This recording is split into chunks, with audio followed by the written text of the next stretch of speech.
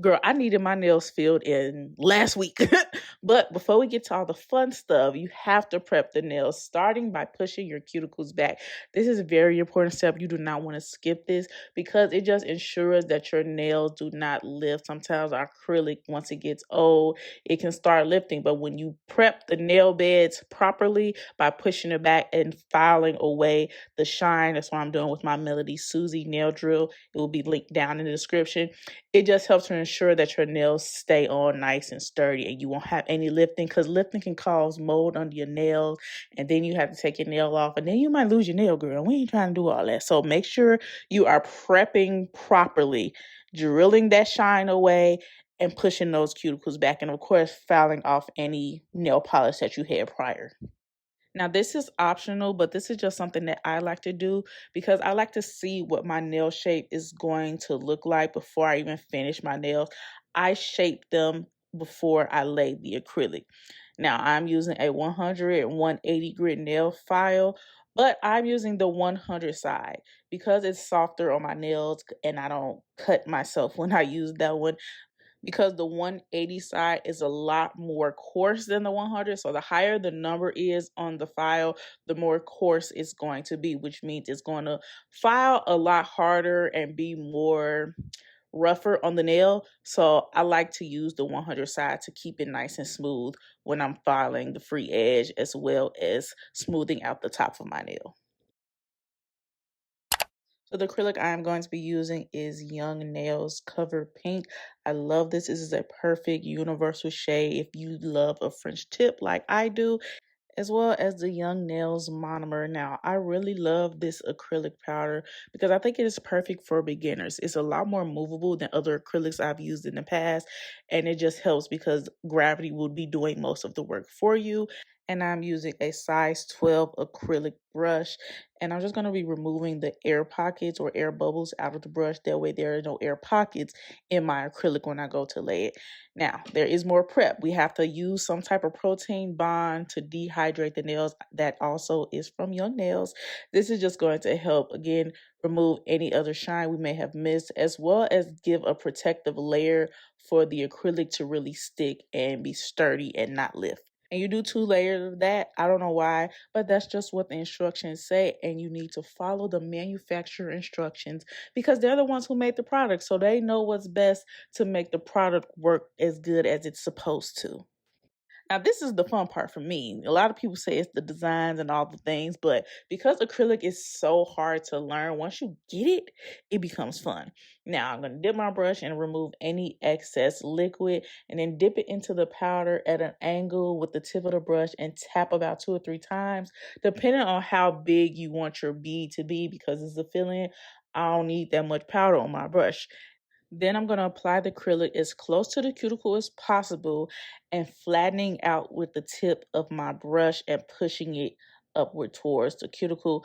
But I'm also going to allow my finger to angle downwards because, like I said, we want gravity to do most of the work here because we work smarter, not harder. And this just allows for the acrylic to fall naturally. Like I said, this is a very movable acrylic, which is why I think it's great for beginners.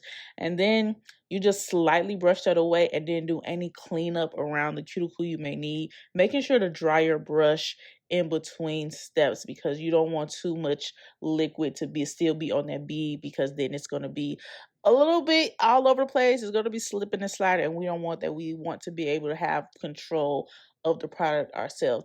And also, if you happen to have a bead that's larger than your nail bed, a trick that I've learned in the past 6 years of doing my own acrylics is you can take that tip of your brush. Once you place the bead on your nail, you can drag that product down a little bit, as you see me doing here. And if you did not see it, you will catch it on my pinky nail, because that's typically the nail I always have to do that on because my pinky is small. Now let's run that back. Again, if your bead is wider than your actual cuticle bed, you want to place it as close to the cuticle as possible, and then you want to drag it downwards. You don't want to lift your brush out of the acrylic. You want to still have that contact with the brush and acrylic, and you want to just dab lightly downwards because that's going to drag the acrylic with it. Again, allowing gravity to do its job, but that just helps to, move the acrylic a lot better. And I will say, if you're a beginner, be patient with this because, like I said, acrylic is one of the hardest nail products to work with. So once you learn how to do it, baby, easy peasy lemon squeezy. Now I'm going in and just filing the free edges just to, get my any acrylic that might have got on my fingers, unsticking that and smoothing out the free edges, which what I mean by free edges, that's the nail that extends past the tip of your finger. That's what the free edge is. And I'm just slightly filing away any acrylic that could have gotten stuck. And because I shaped my nail, I don't have to do a whole lot of filing for this part. Like I said, it's just to remove any acrylic that got stuck on my finger or like extends on the free edges. Now, this is where you find out if your acrylic work was actually good or not. When you get to filing with this drill, this is going to help remove any bumps, lumps, and just make the nail overall smoother. Now, when I first started doing my nails, baby, those things was thick, okay? I will be filing for literal hours. I'm not even kidding you. It'll take me like 6 hours to do a set, a fill in, if you will, because I just wasn't good with laying my acrylic. That's why I said you have to be patient with this because acrylic is hard to work with. But that's why refiling your nails with the drill is so important because you can fix any mistakes that you may have made. If the nail is too thick, if it's lumpy, any of that, this is where that comes in. Now, you have to look at the nail from all angles because it may look nice. If you're looking it straight ahead, it might not be super thick, but once you turn it to the side, you might see a big old lump. So making sure that you're looking at the nail from all angles as well as feeling it to make sure that it's actually smooth, you're good. Just keep filing until it looks like how a nail is supposed to look. If we've been getting our nails done before, you know how your nails should look. And this is your hand, so you know how you want your nails to look. So file until your heart is content with how it looks, no matter how long it takes. Because at the end of the day, I know you want your nails to look good, just like I wanted my nails to look good. So I kept on practicing, I kept on filing, and then it just also helps you get better with using your e-file. And let's get to this design. Now, this is my nail inspo. I'm using my OPI gel polish in the shade Mod About You. It is a very, very pale pink. That's going to be my background color for this like blooming, marble looking burst of color explosion nail design. I'm going to do one layer of that and I'm going to cure it for 60 seconds. Then I take my nail palette and I put my three colors on there, which is my pink, orange, and yellow. This polish is the gel polish from D&D or Daisy. I believe that's the actual name of it. But the D&D polish, we all know that polish. That gel polish, which I love. And then I go in with my blooming gel, which I also got from Amazon. And it also will be linked down in the description. I apply that to the nail. I do not cure it. What I do is I take this flat brush and kind of scoop all three of the colors up. And then I'm going to lightly graze it over that blooming gel polish. I'm not going to be polishing the nail as I would with just regular standard polish. We want these colors to kind of blend and bloom out. So I'm going to graze it over that gel polish. And then I just kind of move my fingers around to get it to form the way I want it to be. Not really in a specific way, just for the bloom effect to look the way I want it to do. Again, we are allowing gravity to do the work it needs to do. So we are working smarter and not harder. And then once I like the way the bloom effect has started or has settled, I go in and I cure that for 60 seconds.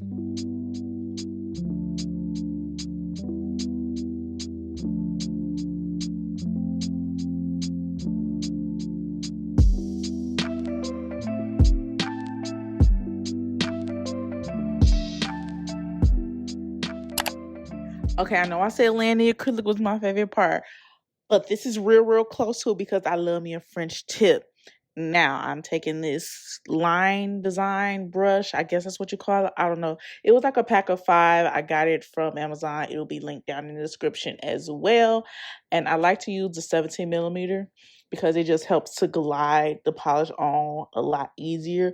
Now, when it comes to a French tip, I start with a line at the top, and then I do kind of like a half circle, like midway down the sides of my fingers, because I like a high arch French tip. I don't like that straight across. I want my arch to be high, like I like my heels, okay?